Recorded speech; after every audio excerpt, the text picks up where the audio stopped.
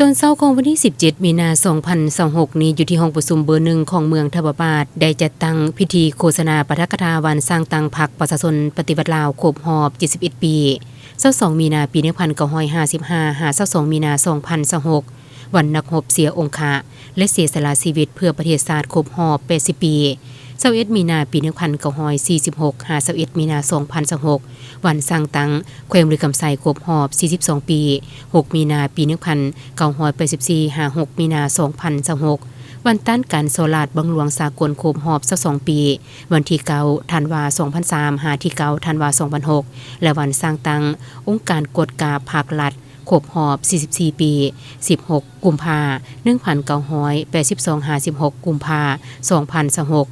โดยการเป็นประธานของท่านอุดรสอนสุรินทร์กรรมการพรรคแขวงเลขาคณะบริหารงานพรรคเมืองทบาบาดมีการนำและสมาชิกพรรคพนักงานรัฐกรกำลังปกสของเมืองเขาห่วมในพิธีท่านอุดรสอนสุรินทร์ได้เล่าคืนมุนเสือ2วันประวัติศาสตร์คือวันสร้างตั้งพรรคประชาชนปฏิวัติลาวครบรอบ71ปีและวันนักรบเสียองค์คะและเสียสละชีวิตเพื่อประเทศชาติครบรอบ80ปีท่านี้ก็เพื่อเสริมซึมและระลึกถึงเหตุการณ์ที่สำคัญต่างๆทางด้านประวัติศาสตร์ของชาติลาวเฮาให้แก่พนักงานหลักแหล่งก็คือสมาชิกพรรคพนักงานภายในเมืองทบาบาดให้รับรู้ถึงวันสำคัญดังกล่าวหลังจากนั้นท่านสวรรค์เพชรจันทวงศาประธานคณะกรรมการปกครองเมืองได้ขึ้นเล่าคืนมูลเสือวันสร้างตั้งแขวงบริคำไซครบรอบ42ปีวันต้านการโซลาดบังหลวงครบรอบ22ปีและวันสร้างตั้งองค์การกฎกาภาครัฐครบรอบ44ปีซึ่งท่านได้ให้หูว่าตลอดระยะ44ปีที่ผ่านมาเวียกงานกฎการได้ดำเนินไปเคียงคู่กับเวียกงานก่อสร้างพรรคทางด้านการเมืองแนวคิดและการจัดตั้งพรรค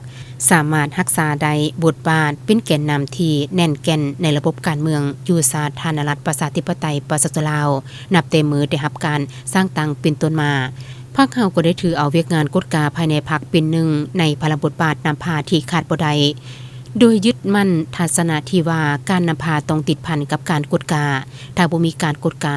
ก็เหมือนบ่มีการนำพาโดยอิงไส้ดำรัดในปี2012กรมการเมืองศูนย์กลางพรรคได้มีมติตกลงรับรองเอาวันที่16กุมภาปี1982เป็นวันสร้างตั้งองค์การกฎกาภาครัฐแห่งสาธารณรัฐประชาธิปไตยประชาชนลาวในตอนท้ายพิธียังได้มีการมอบเหรียญการระลึกวันสร้างตั้งพรรคประชาชนปฏิวัติลาวครบรอบ70ปีให้แก่บุคคลผู้ที่มีผลงานดีเด่นในการปฏิบัติหน้าที่ราชการในระยะผ่านมา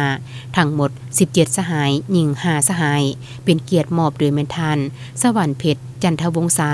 ประธานคณะกรรมการปกครองเมืองทาพาบาด